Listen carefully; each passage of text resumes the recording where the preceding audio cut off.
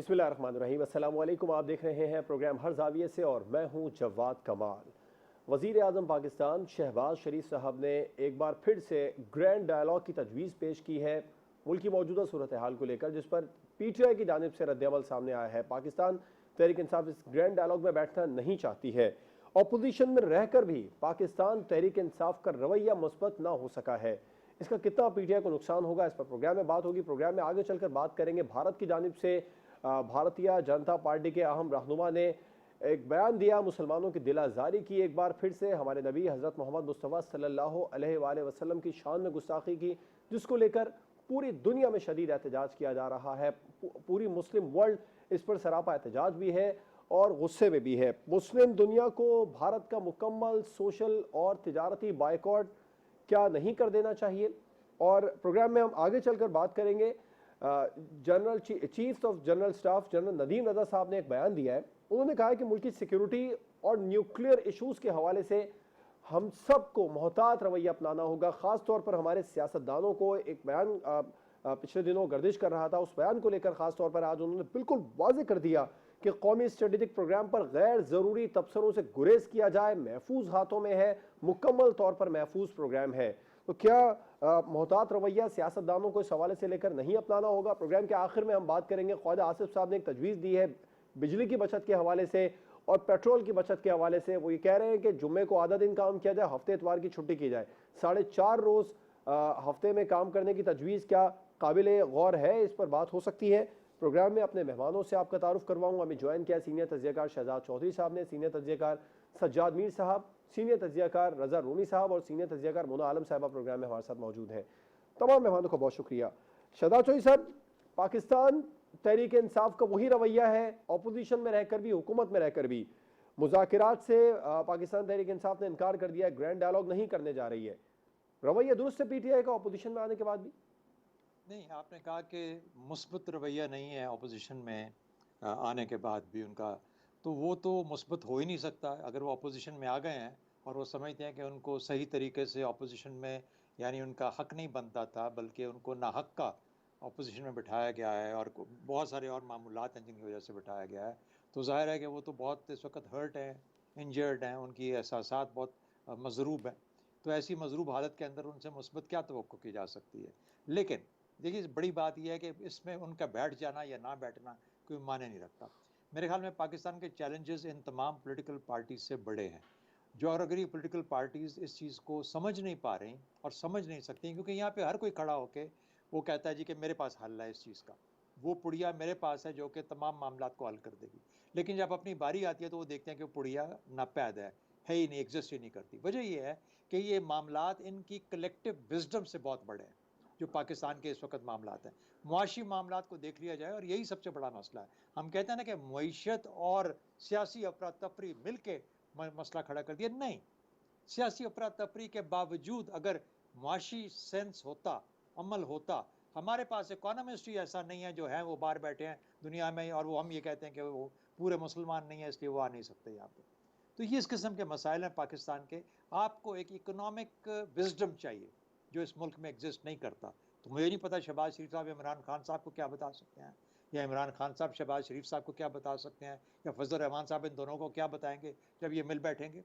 लेकिन इन सबको एहसास ही होना चाहिए कि वो पुड़िया जो कि पाकिस्तान के मुआशी मुस्तकबिल को किसी तरीके से कोई मुस्तहकम कर सकती है, वो इनमें से किसी के पास नहीं है। तो इसलिए इन सबको जड़ मिल के जो सर जोड़ के बैठने की ज़रूरत इसलिए है कि वह रियलाइज़ करें कि हम नहीं कर सकते, हमारे बस की बात नहीं है, हमें बाहर से मदद चाहिए। बाहर से कौन? वही पाकिस्तानी जो बड़े बड़े इकोनॉमिस्ट बैठे हैं, जिनको दुनिया कोर्ट करती है, जो बाहर की दुनिया में बैठे काम कर रहे हैं, या अपने अंदर भी कई ऐसे लोग होंगे, मुख्तलिफ फील्ड्स के लोग, पॉवर्टी एलिविएशन के, टैक्स के, डेट को रिटायर करने वाले, डेट की मैनेजमेंट वाले, इन सबको इकट्ठा करके और रियलाइज़ करें कि पाकिस्तान के 4-5 बड़े काम क्या हैं इकोनॉमिक फील्ड के अंदर, और उनको जब वो कर लें तो फिर इन सबको समझाएं, इन सबको इकट्ठा करके ग्रैंड डायलॉग हो या नॉर्मल या पुअर डायलॉग हो कि खुदा के बंदो ये काम करोगे अगले 5 साल में, 6 साल में, तो आपकी मईशत का जो इस्तेहकाम है वो किसी तरीके से किसी शक्ल में नज़र आना शुरू होगा। मेरा ख्याल है कि इनके बस की बात नहीं है खाम खा नाम दे दे के clichés, grand dialogue, this dialogue, that dialogue. The only dialogue that they need is we don't know how to manage Pakistan मुस्तकबिल इमीडिएट फ्यूचर जो के सामने मुश्किलात और बेइंतहा दो बड़े पहाड़ हैं, एक इस वक्त उधार का डेट का और दूसरा एनर्जी के जो आपके वो जो सर्कुलर डेट जिसे कहते हैं, ये इतने बड़े, और पेंशन्स का, तीसरा पेंशन का लगा ले, ये तीन बड़े पहाड़ हैं जो कोई माई का लाल हाथ ही नहीं लगा रहा पाकिस्तान के अंदर, क्योंकि किसी को समझ नहीं है कि उनको मामला करना क्या है। तो इसलिए इसके ऊपर करें और उन लोगों को बुलाएं जिनकी अकल समझ और फील्ड ये है, ताकि वो इनको मदद कर सकें इनकी आगे। सज्जाद मीर साहब, वज़ीर आज़म ने फिर ग्रैंड डायलॉग की तजवीज़ पेश की है, पीटीआई ने इनकार किया। तहरीक इंसाफ का रवैया मौजूदा सियासी सूरत हाल में दुरुस्त है? देखिए, बात यह है कि ग्रैंड डायलॉग की बात तो हर एक ज़माने में की जाती है। जब कोई क्राइसिस पैदा होता है या बहरान पैदा होता है, उसे ग्रैंड डायलॉग कह दें या कोई और नाम दे दें, कोई अजीम मुज़ाकरात कर दें, कुछ कर दें, जो भी नाम रखना चाहे कर दें। लेकिन इस बात की ज़रूरत तो इस वक्त मौजूद है ना जी, कि आपने अगर मसाइल तय करने हैं तो मुज़ाकरात के ज़रिए ही, डायलॉग के ज़रिए ही तय हो सकते हैं। अगर आपने इलेक्शन कराने हैं तो कैसे इलेक्शन होंगे, कौन इलेक्शन कराएगा और किन-किन दिनों में इलेक्शन होंगे, कैसे इलेक्शन का फैसला कहाँ होगा। पार्लियामेंट में आप बैठे नहीं हैं, सड़कों पे आप निकले हुए हैं, सड़कों के फैसले कौन करेगा? क्या चाहते हैं कि सड़कों पर आप इतना फितना फसाद पैदा कर दें कि हमारे जो इदारे हैं, हमारे जो सिक्योरिटी के इदारे हैं, वो इंटरवीन करें। तो ये तो कोई कॉन्स्टिट्यूशनल मामला तो नहीं हुआ, कॉन्स्टिट्यूशनल तरीका तो नहीं हुआ। इस वक्त देखिए कुछ लोगों के इंटरेस्ट होते हैं जो काम करते हैं। इस वक्त यकीनी तौर पर इमरान खान का तो इंटरेस्ट सिर्फ ये है कि सिर्फ वो है जिसकी ताकत की वजह से लोग पीछे खींचे चले आ रहे हैं, और उसकी पार्टी भी उसी की वजह से है, और उसके अरकान को अगर वोट मिलते हैं तो उसकी वजह से है। लेकिन पार्टी के बहुत से अरकान भी समझते हैं कि उनको शायद वोट सिर्फ इमरान की वजह से नहीं मिलेगा, उसके लिए कुछ और चीज़ों का तकाजा होगा, और वो महसूस करते हैं कि अगर इलेक्शन हुए तो शायद वो कुछ भी हासिल ना कर सके। वो जो कुछ हासिल करना चाहते हैं इमरान खान के नाम से हासिल करना चाहते हैं, और इसलिए वो इमरान खान इमरान खान इमरान खान करते हैं। इतनी उनमें जरूरत नहीं है कि वो इस बात को समझा सकें कि जब तक हम मुज़ाकरात नहीं करेंगे रास्ता खुल नहीं सकेगा। स्वाय दो चार आदमियों के जो हैं तो बड़े समझदार, लेकिन मसला ये है कि शायद वो उतने इन्फ्लुएंशियल साबित नहीं हो रहे जितने उनके होना चाहिए। इस वक्त सूरत हाल ये है कि अपनी सजा जो सब ठीक कह रहे थे, इकॉनमी हमारी तबाह हो चुकी है, और ये हम नहीं कह सकते ये इन्होंने 2 महीने में तबाह कर दी, 1.5 महीने तबाह कर दी, या प्राणों की कंटिन्यूटी। ये मसला नहीं है हमारा, ये इनहेरेंट मसला है। ये नहीं है कि हमारे पास इकोनॉमिस्ट नहीं है। अभी कल ही हफीज पाशा मेरे प्रोग्राम में बात कर रहे थे कि 100 पीएचडी उनके हैं इस मुल्क में, जो उन्होंने प्रोड्यूस किए हैं। इनमें फला वजीर आज़म लोग मौजूद हैं। लोग हर तरह सोचते हैं, लोग अलग अलग तरह सोचते हैं। एक हमारे एडवाइजर थे, उन्होंने नाम भी ले लेता हूँ, अशफाक साहब, उन्होंने कहा कि एक मीटिंग में हमारी बात हो रही थी, वो किसी ने कहा कि डॉलर की कीमत 170 हो गई है। कहते मैंने उससे कहा कि अभी इनके ख्याल में 270 भी हो जाए तो इनका कुछ नहीं जाता, क्योंकि इन सब ने पेंशन जो है डॉलर्स में लेनी है। वो डॉलर में पेंशन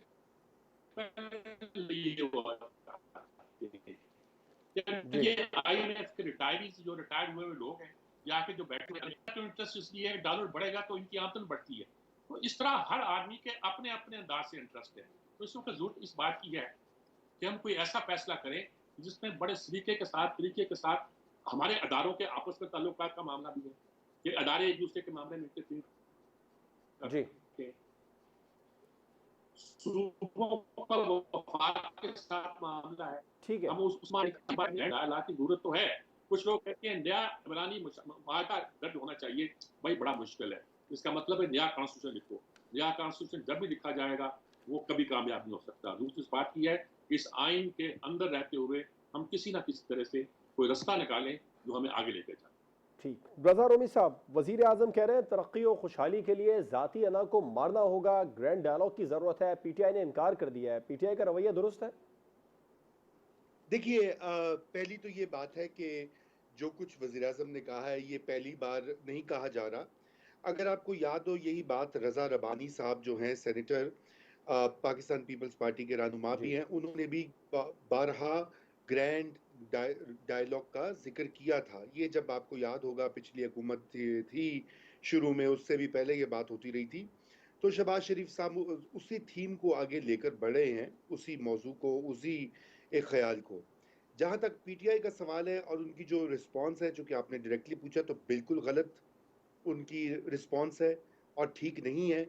उसकी वजह यह है कि किसी भी, देखिए, आपको अपने बदतरीन मुखालिफ के साथ भी सियासत में, पार्लिमानी जमहूरियत में इंगेज करना पड़ता है सिस्टम की बका के लिए। और ये आप नहीं कह सकते कि मेरी ज़ाती नापसंद है या मुझे शदीद नफ़रत है एक सियासतदान या एक पार्टी से, तो इसलिए मैं उनसे मुज़ाकरात ही नहीं करूँगा। अगर पाकिस्तान की सियासी क़ुव्वतें एक दूसरे से मुज़ाकरात नहीं करेंगे तो पाकिस्तान में किस तरह तब्दीली आएगी? देखिए ना, हमारे यहाँ एक बड़ा रिवाज है कि वो कहा जाता है कि जी इस्टेब्लिशमेंट ने ये कर दिया, अदलिया ने ये कर दिया। मैं खुद भी कभी ऐसी बातें करता हूँ और कहता हूँ, मैं तस्लीम करता हूँ, लेकिन ये चीज़ हम भूल जाते हैं कि हमारे सियासतदान जो हैं उन्होंने भी 75 साल से ये रविश जो है ना इसको बरकरार रखा है। माँ सिवाय चंद एक ऐसे फेजेस आए होंगे कि जहाँ पे वो मिलजुल के, मतलब जब मिसाके जमहूरियत था एक हालिया तारीख में, या उससे पहले जब फातिमा जिन्ना इलेक्शन लड़ी थी तो तकरीबन सारी जी। सियासी कुव्वतें बहुत सी एक मशरिक और मगरिब पाकिस्तान की एक प्लेटफॉर्म पर आ गई थी। उसके अलावा ये नहीं आते। मखासमत की, पोलराइजेशन की, नफरत की सियासत इतनी शदीद होती है कि उससे नुकसान होता है मुल्क का, इदारों का, अवाम का। आज इमरान खान साहब कतन कोई लचक दिखाने को तैयार नहीं। उधर शहबाज शरीफ साहब हैं, वो कभी कहते हैं यूनिटी गवर्नमेंट, नेशनल गवर्नमेंट, मिसाके मईशत, अब ग्रैंड डायलॉग। तो भाई इमरान खान साहब ना खुद बात करें, उनको नहीं पसंद, उनका उनकी शान में जो है खलीफा वक्त की शान में कमी आ जाएगी तो अपने किसी 3 लोगों की कमेटी बना के भेज दें उनके, तो लोग डायलॉग करते हैं बैक चैनल पे। ये परवेज खटक और शाह महमूद कुरैशी जो सेकंड जी जी। टीयर के लीडर्स हैं उनके, उनको भेज दें, नहीं खुद बात करनी। लेकिन ये क्या मैं ना मानूं की रट लगाना, ये तो बहुत ही नामुनासिब और नाजेबा बात है।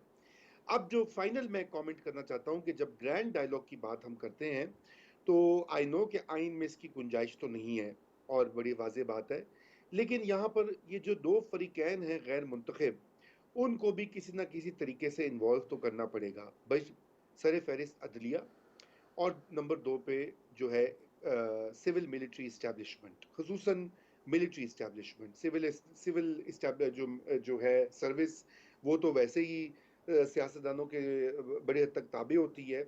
ऑन पेपर फौज भी गवर्नमेंट का हिस्सा होती है, ब्रांच ऑफ गवर्नमेंट होती है, लेकिन इन दो इदारों का तारीखी तौर पे इतना अहम रोल रहा है कि उनको भी होना चाहिए। अब वो कैसे आएंगे? या तो इमरान खान साहब नहीं आ रहे तो उन्होंने कैसे आना है? अब ये बहुत बड़े मुहिमे हैं। शहबाज शरीफ साहब को यही कहा जा सकता है बेस्ट ऑफ लक। ये फिलहाल ये दाल गलने वाली नहीं है जी। ठीक। मोना साहिबा, आपको क्या लगता है, वजीर आजम ने एक बार फिर ग्रैंड डायलॉग की तजवीज़ दी है, पाकिस्तान तहरीक इंसाफ ने तो बिल्कुल साफ इनकार कर दिया है, पीटीआई के रवैये के हवाले से क्या मौक़िफ़ है? देखिए, ये कोई शक नहीं कि इस वक्त ज़रूरत वक्त है ग्रैंड डायलॉग, चाहे उसकी गुंजाइश हो आइन में या ना हो, लेकिन इस वक्त जो हमारे हालात हैं वो किसी एक जमात के या किसी एक इदारे के बस की बात नहीं मालूम होते हैं। ऐसा लगता है कि तमाम को इकट्ठे होकर इसके ऊपर बैठना होगा, वरना फिर हमारा अल्लाह ही हाफिज़ है। हम लोग बिल्कुल डिफ़ॉल्ट की वर्ज पर पहुंच चुके हैं, और उसके बाद भी अगर हम ये चीज़ ना करें, साथ मिलकर ना बैठें, हम तमाम अपनी ज़ाती सियासत चमकाते रहें, तो इसका साफ मतलब ये है कि हमारा अपना ज़ाती सियासत से मतलब है, ज़ाती मफाद से मतलब है। हम मुल्क के काम या नेशनल मफाद में कोई चीज़ नहीं करना चाहते हैं। एक क्लियर कट मतलब उसका यही समझ आता है कि अगर हम इसके बावजूद भी नेशनल इस हालात में भी हम लोग अपनी ज़ाती सियासत को प्रेसिडेंस दें। हैविंग सेड दैट, देखें, it takes two to tango, हाथी दोनों ताली दोनों हाथों से बजती है। और मुझे लगता है कि इसमें दोनों फरीकैन का इसमें रोल जो है वो उसके ऊपर बात करनी चाहिए। इसमें कोई शक नहीं कि पीटीआई को इसको वेलकम करना चाहिए, उनको आगे आकर एटलीस्ट बातचीत को वेलकम करना चाहिए। लेकिन पता है, मैं एक और चीज़ इसमें एक मैं नोट करती हूँ, वो ये है कि पीटीआई के वैसे तो राब्ते हैं हुकूमत से। आपको याद होगा जब 25 मई को ये लोग आए थे तो उस वक्त बाकायदा दोनों इतराफ से इसकी नफ़ी की गई, खबर की तरदीद की गई कि नहीं नहीं बिल्कुल राब्ते नहीं हुए। लेकिन एक मीटिंग हुई थी और उसके अंदर पीपल्स पार्टी, पीएमएलएन, पीटीआई, इन तमाम के लोग मौजूद थे। कहा गया था वो पीटीआई की अपनी रिक्वेस्ट पर हुई थी कि 25 मई को क्या लाएअमल होगा और हुकूमत के साथ कोई एटलीस्ट अंडरस्टैंडिंग हो जाए। लेकिन क्योंकि वो कुछ नतायज उसके नहीं निकले, इस वजह से उसको तरदीद कर दी गई दोनों इतराफ से कि ऐसी मीटिंग ही नहीं हुई, जबकि ये सरासर गलत था। मीटिंग हुई थी, बातचीत है। उसी तरह से अभी भी जो इत्तलात हैं वो यही हैं कि इनके आपस में कुछ ना कुछ टॉकिंग चैनल्स, बैक चैनल्स में इनकी बातचीत है मौजूद। लेकिन वो एक अपने वोटर के लिए या अपने जो फैंस हैं उनके लिए एक स्मोक स्क्रीन देते हैं कि नहीं कोई बात नहीं करेंगे, चोरों के साथ बात नहीं करेंगे, जबकि एक्चुअली बातचीत है और बातचीत होना कोई गलत नहीं है। मुझे लगता है इनको अपने वोटर्स को भी और अपने जो अपने हिमायती हैं उनको भी इस स्मोक स्क्रीन से निकालना चाहिए। उनको भी एटलीस्ट थोड़ा-सा एक्सेप्टेंस उनके दिमागों में रखनी चाहिए कि भई अगर हम बातचीत कर रहे हैं, तो खुदा ना ख़ास्ता अगली तरफ कोई काफ़िर नहीं बैठे हुए, कोई रॉ के एजेंट नहीं बैठे हुए। मतलब वो भी उसी तरह से पाकिस्तानी हैं और हमारे अपने ही लोग हैं जिनसे हम लोग बातचीत कर रहे हैं। थोड़ी-सी एक्सेप्टेंस इसकी क्रिएट करनी चाहिए हमारे अपने हिमायतियों में। एक वो जो कल्ट है ना जिसको खुश करने के लिए हमेशा बात नहीं करेंगे, हाथ नहीं मिलाएँगे या ना नहीं करेंगे, एनआरओ नहीं लेंगे, एनआरओ नहीं देंगे, इन वाली बातों से हमें निकलना चाहिए। इट्स ओवर टाइम क्योंकि एक्चुअली तो ये सारी चीज़ें हो रही हैं, ये लोग कर रहे हैं और अच्छी बातें कर रहे हैं। मुझे लगता है इसको पब्लिक डोमेन में भी लाना चाहिए। और दूसरी बात अगर हुकूमत की जानिब से मैं बात करूँ, ये बहुत अच्छा प्रीपोज़िशन है जो कि वज़ीर-ए-आज़म ने दिया है। इससे पहले वो जी। मीसाक-ए मईशत की बतौर ऑपोज़िशन लीडर भी बात करते रहे हैं, लेकिन उनकी पूरी पार्टी में क्या ये अक्रॉस द बोर्ड ये एटीट्यूड है? मुझे नहीं नज़र आता क्योंकि ख़ास तौर पर जब राना सना साहब ये कल कह चुके हैं कि जो जी। अहलकार खान साहब की सिक्योरिटी कर रहे हैं, वही उनको अरेस्ट कर लेंगे। तो आपको याद होगा जब ये पीटीएम ऑपोजिशन में थी, तो जब उनसे बात करते थे ना, ये पीटीआई वाले उन्हें कहते थे बतौर हुकूमत, आए हमसे बात करें, कोई कंस्ट्रक्टिव डायलॉग करें, तो उस वक्त ये कहते थे भाई आप हमारे लोगों को जेलों में बंद कर रहे हैं, हम आपसे डायलॉग कैसे करें। वो बात ठीक थी उनकी। तो ऑब्वियसली अगर यही चीज वो अब अपने ऊपर लागू करें, क्योंकि अब पीडीएम हुकूमत में है, तो उनको ये अपने ऊपर भी लागू करनी चाहिए कि ये मुमकिन नहीं है। चाहे आप जितना भी बोलें कि नहीं कानून रास्ता ले रहा है, ये बड़े लेजिटिमेट केसेस हैं, जी। लेकिन अगर आप पार्टी के सरबराह को पकड़ के जेल में डालेंगे और फिर कहेंगे हमसे बात भी करें, तो फिर ये आपस में तालमेल नहीं है दोनों बातों तो आप क्या समझती हैं, ये रवैया दुरुस्त है पीटीआई का, इस तरह इनकार करना? का। जी, मेरा ख्याल है ये दुरुस्त नहीं है और ये बात है कि बातचीत वो कर रहे हैं। मैं इसलिए इसके ऊपर एक डिस्क्लेमर दे रही हूँ कि बातचीत ऑलरेडी हो रही है। हुकूमत और ठीक है। ऑपोजिशन और इदारों के दरमियान चैनल्स मौजूद हैं बातचीत ठीक। के, लेकिन वो अपने वोटर्स को कह रहे हैं नहीं हम बात नहीं कर रहे हैं। मुझे लगता है अपने वोटर्स को भी उनको थोड़ी सी एक्सेप्टेंस देनी चाहिए कि अगर हम बात कर रहे हैं, नंबर 1, और नंबर 2 बात करने में कोई कबाहत नहीं है, ठीक कोई है। आसमान नहीं टूट पड़ा। बिल्कुल ठीक है, ब्रेक पर जाएंगे। ब्रेक के बाद बात करेंगे मुसलमानों पर बढ़ते भारतीय मजालिम और मजहबी दिल आज़ारियों के हवाले से। एक ब्रेक के बाद बात होगी।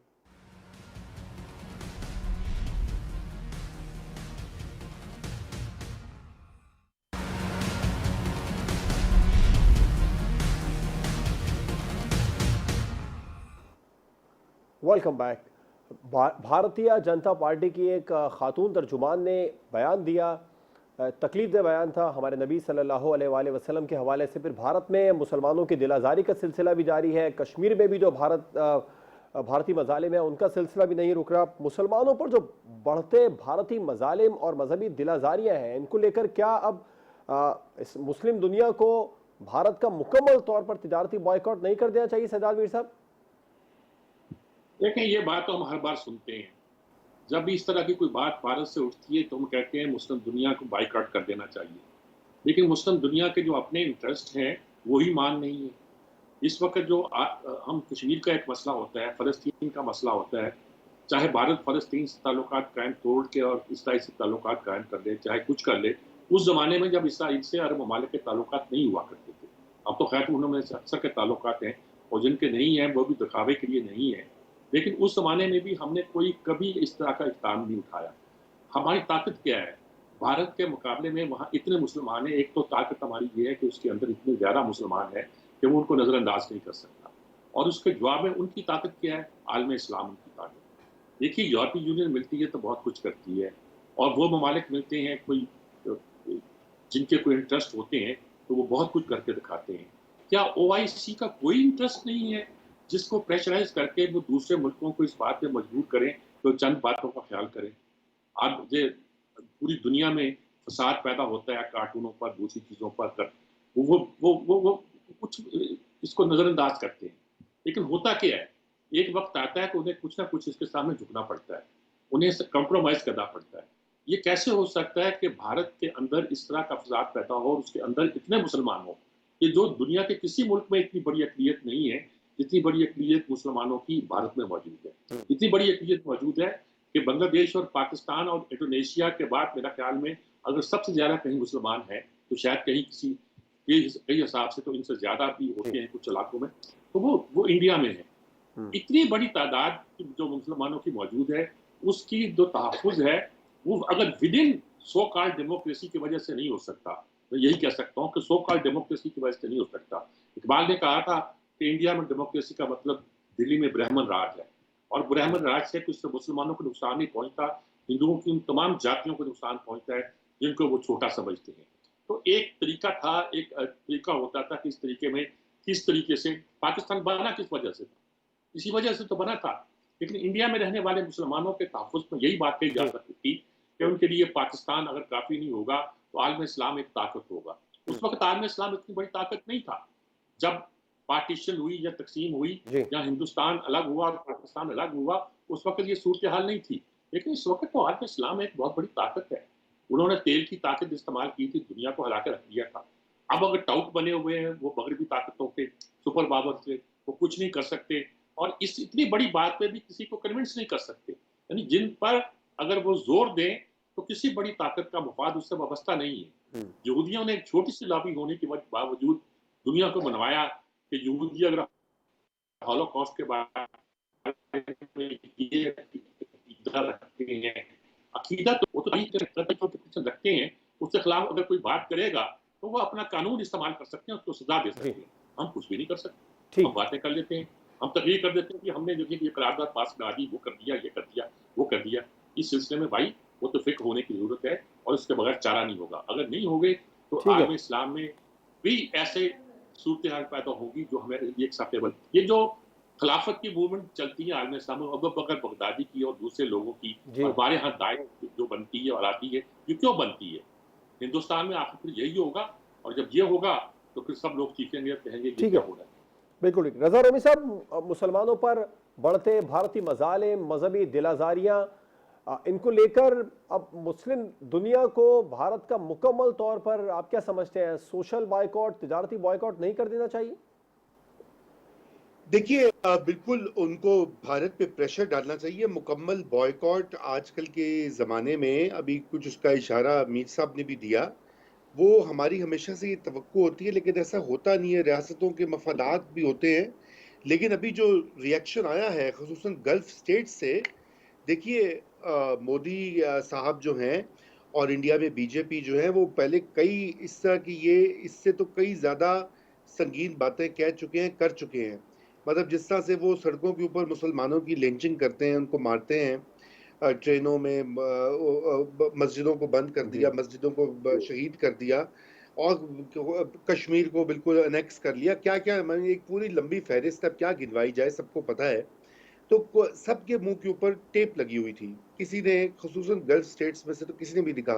2 हमारे दोस्त हैं, तुर्की, ईरान और किसी हद तक मलेशिया, जिन्होंने इसके ऊपर पाकिस्तान का साथ दिया कश्मीर के मसले पे। लेकिन बाकी जो मुसलमानों पे वहाँ मज़ालिम हो रहे हैं, उसके बारे में भी कोई ख़ास बात नहीं। अभी कहीं जाके मगरिब ने उसका नोटिस लिया है।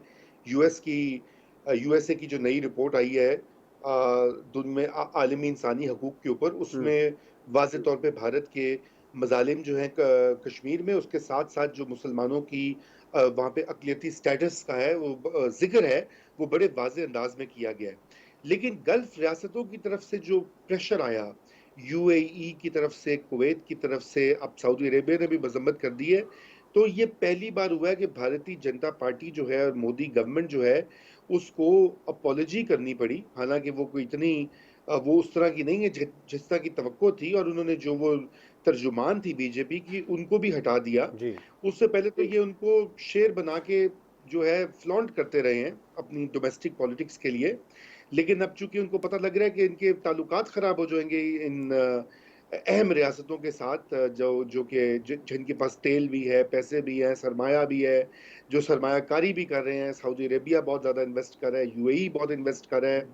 तो वो इंडिया को मुसीबत पड़ी है। लेकिन वो इंडिया को मुसीबत पड़ी है कि नहीं पड़ी, वो अलग बात है। लेकिन इसके ऊपर हमारा एक वाज़ेह और दो टोक और यूनिफाइड मौक़िफ़ होना चाहिए, ना सिर्फ पाकिस्तान का, बल्कि ओआईसी का। जो ओआईसी प्लेटफ़ॉर्म है, वो हमें ये सोचने की ज़रूरत है, वो इतना कमज़ोर और इतना बेकार सा क्यों है? अब ये वक्त है कि ओआईसी जो है मोबिलाइज होकर इंडिया को बड़े वाज़ेह अंदाज में बताए कि आप ये नहीं कर सकते मुसलमानों के साथ, और जो आपने सलूक रवा रखा हुआ है, और उनके कोई भी उठकर जो भी उनकी दिल आज़ारी करे और वायलेंस करे, और दिल्ली में वायलेंस हुआ, सेंट्रल इंडिया में हुआ, कई और ऐसी जगह हैं इंडिया में जहाँ पे पिछले 7-8 साल में हौलनाक किस्म के वाक़यात हुए हैं। तो अब ये वक्त आ गया है कि मुस्लिम उम्मा जो है वो कुछ सोचे, कुछ अपनी आखिरत का भी सोचे, और कुछ जो हमारे बहन भाई जो वहाँ पर हैं हिंदुस्तान में, और मैं समझता हूँ कि अक़लियतें वहाँ पे मुसलमान बहन भाई भी हैं, वहाँ पे मसीही बहन भाई भी हैं, जिनके ऊपर भी वहाँ पे उनको भी तंग किया जा रहा है सख्त किस्म का।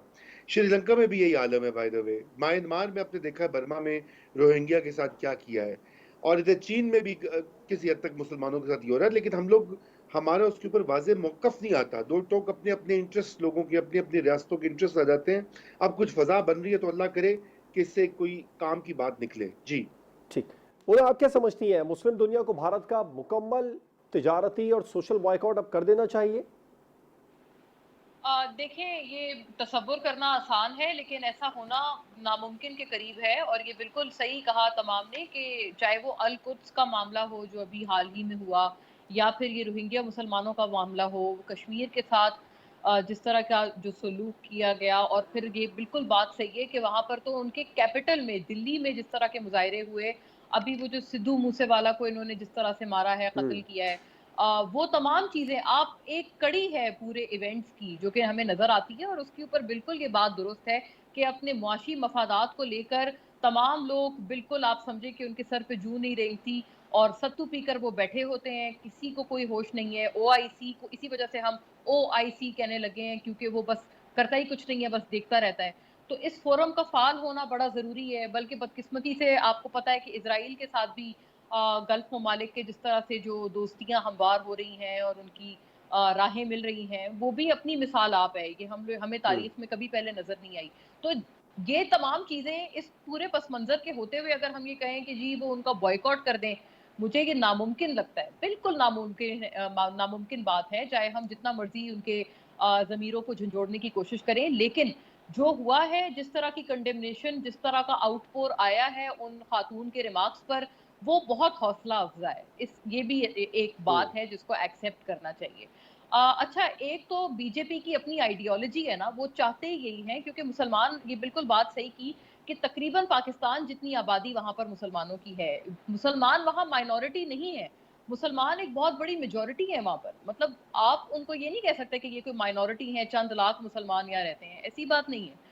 तो इतनी बड़ी पॉपुलेशन की दिल आज़ारी करना, ये बहुत हैरत अंगेज़ बात है। और बीजेपी की तो आइडियोलॉजी यही है कि वो सिरे से मुसलमानों को वहाँ ख़त्म कर देना चाहते हैं। बल्कि माज़ी में उनके लीडरान इस तरह के बयानात भी दे चुके हैं कि मुसलमान हैं तो आप कहीं और चले जाएँ, पाकिस्तान चले जाएँ, यहाँ हमारे मुल्क में मुसलमानों की कोई जगह नहीं।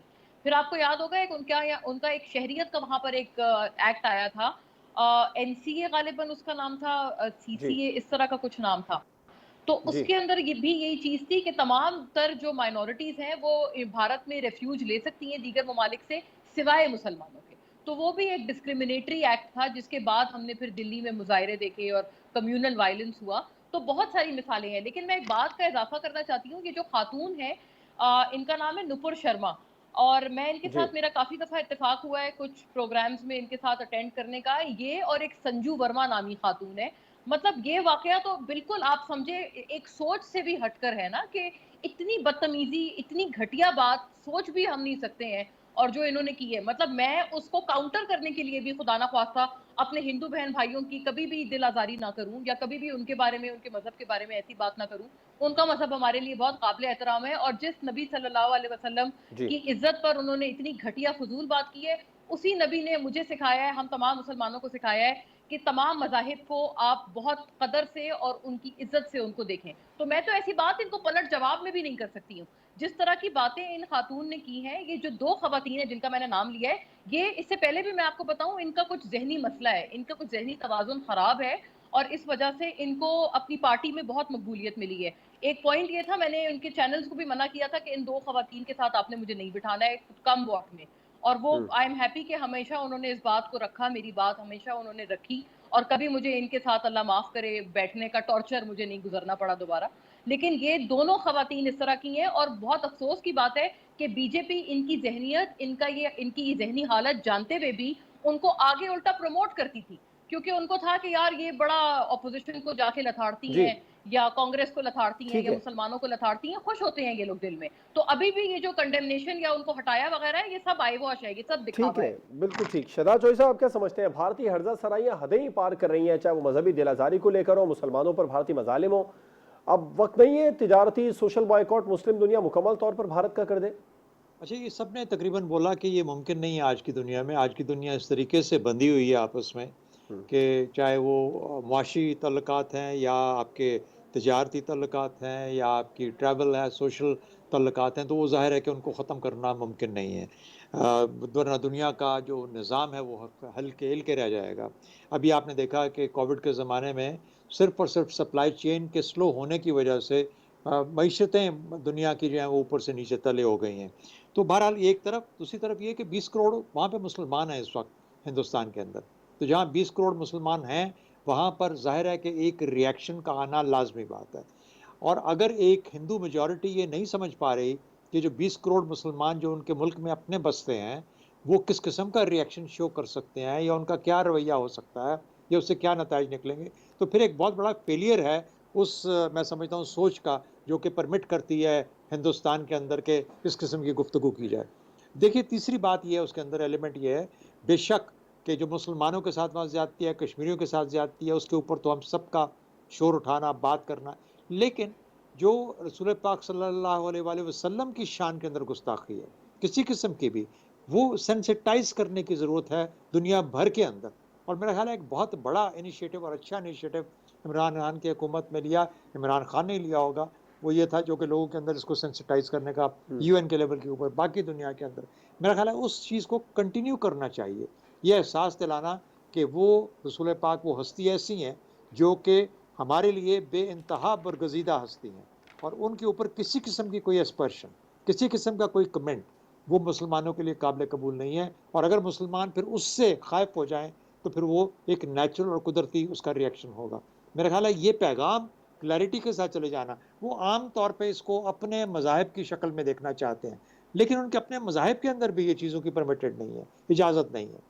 तो ना वो अपने मज़हब को फ़ॉलो कर रहे हैं, ना वो किसी और दूसरे मज़हब को रिस्पेक्ट कर रहे हैं। तो ये इस किस्म के लोग हैं जो कि ना अपने मज़हब को पहचानते हैं, ना जानते हैं, ना ही किसी और मज़हब की वो तकरीम जानते हैं। तो इसलिए इन ऐसे लोगों को उनका अपना मुआशरा जो है, उसकी ज़िम्मेदारी बनती है कि वो सही राह पे लगाए, उनका कला कमा करे, उनकी आवाज़ बंद करे या जिस किस्म की गुफ्तगू वो करते हैं उसको मुकम्मल तौर पे बंद किया जाए।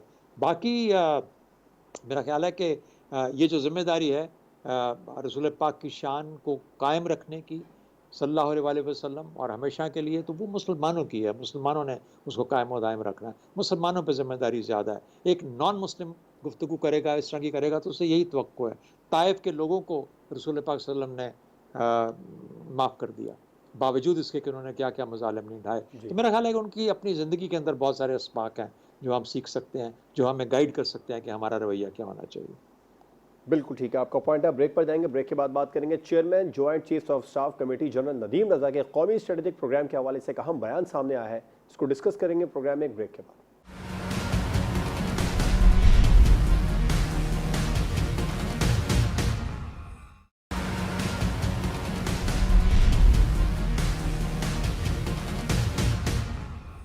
Welcome back. एक सेमिनार से खिताब में chairman joint chiefs of staff committee general Nadeem Raza ने बिल्कुल वाजे कर दिया कि मुल्क की सिक्योरिटी न्यूक्लियर इशूज़ के हवाले से किसी किस्म का कोई समझौता नहीं किया जाएगा, गैर ज़रूरी तबसरे न किए जाएँ, इससे गुरेज किया जाए।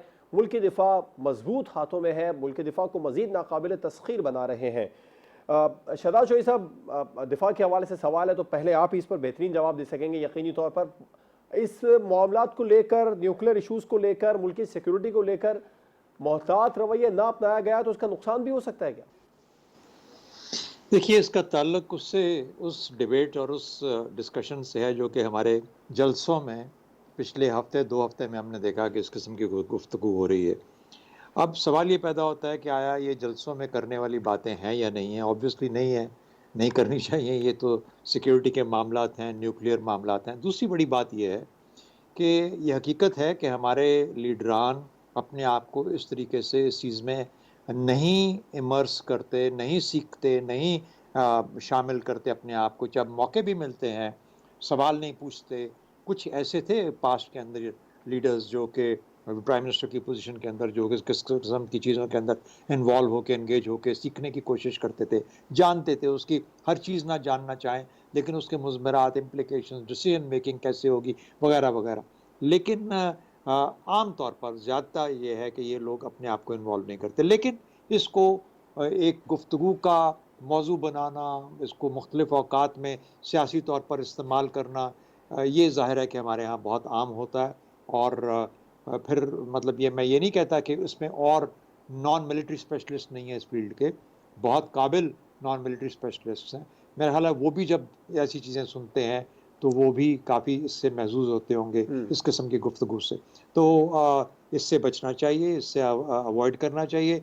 कोई भी आपका फॉरेन पॉलिसी का इशू है, कोई आपका सिक्योरिटी पॉलिसी का इशू है, डिफेंस पॉलिसी का इशू है, ये जो इश्यूज़ हैं आम तौर पर पार्लियामेंट के अंदर विदिन, अगर उसकी डिपेंडिंग करता है कि उसकी कितनी किस किस्म की सिक्योरिटी क्लियरेंस है उसके हिसाब से, या पार्लियामेंट के अंदर या सिक्योरिटी कमिटीज़ के अंदर, पार्लियामेंट्री कमिटीज़ के अंदर, या बंद कमरे में इनको बात करनी चाहिए। और इसके ऊपर तमाम पॉलिटिकल पार्टीज़ का, तमाम सियासतदानों का रवैया एक ही जैसा होना चाहिए। नुकसान तो मैं नहीं समझता, नुकसान क्या हो सकता है, लेकिन अलबत्ता ये एक बहुत ही मज़क्क़ा ख़ेज़ बात लगती है कि जलसों के अंदर इस किस्म की गुफ्तगू की जाए, और ख़ास तौर पे ऐसी गुफ्तगू जिसका कोई सिरे से वजूद ही ना हो, जिसको कि आप प्लग इन नहीं कर सकते किसी रैशनैलिटी के साथ। मीर साहब, मुल्क की सिक्योरिटी, न्यूक्लियर इशूज़ के हवाले से अगर मोहतात रवैया ना अपनाया गया तो उसका नुकसान भी हो सकता है? नुकसान तो यकीनन हो सकता है। एक तो आपका तसव्वुर पैदा होता है, परसेप्शन पैदा होता है, लोगों के दिलों में पैदा होता है, बहुत से दिलों में वसवसे पैदा होते हैं, शुकूक पैदा होते हैं, शुबहात पैदा होती है, इसमें कोई शक नहीं है। और तकल्लुफ़ की ज़रूरत नहीं, ये असल में बयान जो दिया गया जलसों में, शहजाद चौधरी साहब ने कहा है, मैं साफ कहता हूँ कि इमरान खान का बयान। इमरान खान के बयान की वजह से बहुत सी एक कन्फ्यूजन पैदा हुई कि मुल्क दिवालिया हो जाएगा, दिवालिया हो जाएगा तो फ़ौज छूट जाएगी, फ़ौज छूट जाएगी तो न्यूक्लियर प्रोग्राम हमारा रोल बैक हो जाएगा और मुल्क 3 हिस्सों में बँट जाएगा। तो न्यूक्लियर रोल बैक होने की बात उस दिन से की जा रही है जब से ये हुकूमत इक़्तिदार में आई है। लोग इस पे इल्ज़ाम लगाते थे कि ये न्यूक्लियर प्रोग्राम रोल बैक करेगी, कश्मीर के मसले को ख़त्म करेगी, और भी बहुत सी बातें की जाती थी, जिसका मैं यहाँ तज़किरा नहीं करना चाहता। तो इस किस्म की बात की जाती थी। इस पर बयान एक फ़ौज के तर्जुमान का तो आना अपनी जगह अहम है, लेकिन chief of joint staff committee के चेयरमैन का बयान आना, जनरल नदीम रज़ा का, इसलिए अहम है कि वो हमारे स्ट्रेटेजिक प्रोग्राम के एक जो खास डिवीजन भी है, जो खासतौर पर हमारे मिसाइल प्रोग्राम को और टेक्निकल प्रोग्राम को देखती है, उसके वो हेड है, उसके चेयरमैन है, उसके निगरान है। उनकी तरफ से इस बयान के आने का मतलब ये है कि बड़े वाज़ेह तौर पर हाईएस्ट लेवल पे कह दिया गया है कि हमारी न्यूक्लियर प्रोग्राम को किसी किस्म का, किसी की तरफ से कोई खतरा नहीं है। और इस किस्म की बातें फैलाकर आप फायदे की बात नहीं कर रहे, नुकसान की बात कर रहे हैं। मैंने एक बार पहले भी कहा था कि मैंने उस दफ्तर को देखा है, सदाचो सब सही नाम जानते होंगे, पता नहीं स्ट्रेटेजिक प्लानिंग डिवीजन नाम है उसका, ऐसा ही नाम है, एसपीडी है या क्या है। वो बहुत एक ऑर्गेनाइज दफ्तर था और आम आदमी की वहाँ पहुँच भी नहीं होती थी। हमारी पहुँच इसलिए हुई कि उस वक्त महसूस किया गया कि चंद लोगों को, जिनमें जर्नलिस्ट भी शामिल थे, इसके दौरा कराया जाए और टॉप मोस्ट लेवल पर उनकी ब्रीफिंग की जाए। कुछ अफवाहें उन दिनों भी फैली रही थी। तो हमारा अंदाजा ये है कि हमारा एटमी प्रोग्राम बहुत सेफ है इसमें है। हमारे जो लोग हैं वो बहुत तरीके के साथ इसको संभाले हुए हैं। ऐसी सूरत में मेरा ख्याल में ये अफवाहें फैलाना, लोगों का कहना कि पाकिस्तान टूट जाएगा, न्यूक्लियर प्रोग्राम हमारा रोल बैक हो जाएगा और सत्यानाश हो जाएगी, खत्म हो जाएगी, ये कहने का मतलब ये आप ही बात कर रहे हैं। यही बताया कि पीपल्स पार्टी पाकिस्तान खपे की तहरीक जो है गिलगित बल्तिस्तान और खैबर पख्तूनख्वा में चलाना चाह रही है। देखिए, जरदारी साहब जो थे वो 10% के नाम से मशहूर थे और भी उनके खिलाफ बड़े इल्जाम थे, लेकिन जब उन्होंने सिर्फ बेनज़ीर के शहादत पर, जबकि पूरा एक फसाद फैला हुआ था, खासतौर पर सिंध में और कराची में जगह जगह आग लग रही थी, उन्होंने उस जलसे में सिर्फ इतना ही कहा था कि जब नारा लगा कि पाकिस्तान ना खपे, तो उन्होंने कहा पाकिस्तान खपे। इस नारे के जोर पर वो आज तक इस कौम के लीडर बने हुए। तो मेरा ख्याल में ये नारा लगा के इमरान खान ने कोई अच्छा नहीं किया है और इसका नुकसान तो पहुंचता ही पहुंचता है, लेकिन इंशाल्लाह पाकिस्तान का दफाई प्रोग्राम भी महफूज रहेगा, फौज भी महफूज रहेगी और पाकिस्तान भी इंशाल्लाह टुकड़ों में नहीं फटेगा, एक रहेगा।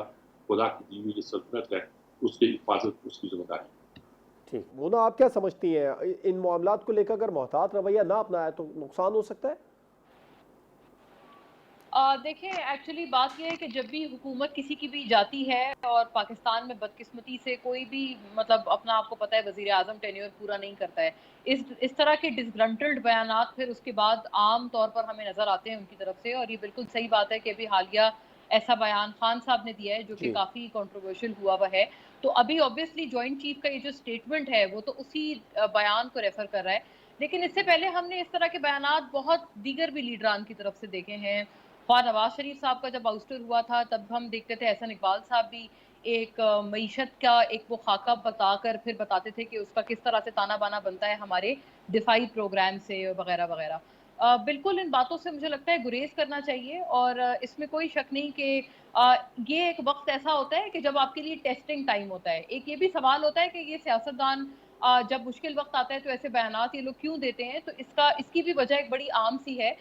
वजह उसकी ये है कि हम्म। वो एस्टेब्लिशमेंट को एक सिग्नलिंग कर रहे होते हैं कि जी आप कुछ करें वरना प्रॉब्लम हो जाएगी और ये हमारे मतलब उनकी जो हमारा दिफाई प्रोग्राम है या न्यूक्लियर प्रोग्राम है उसके ऊपर ज़रब आ जाएगी वगैरह वगैरह। तो वो बेसिकली उनको बता रहे होते हैं ये।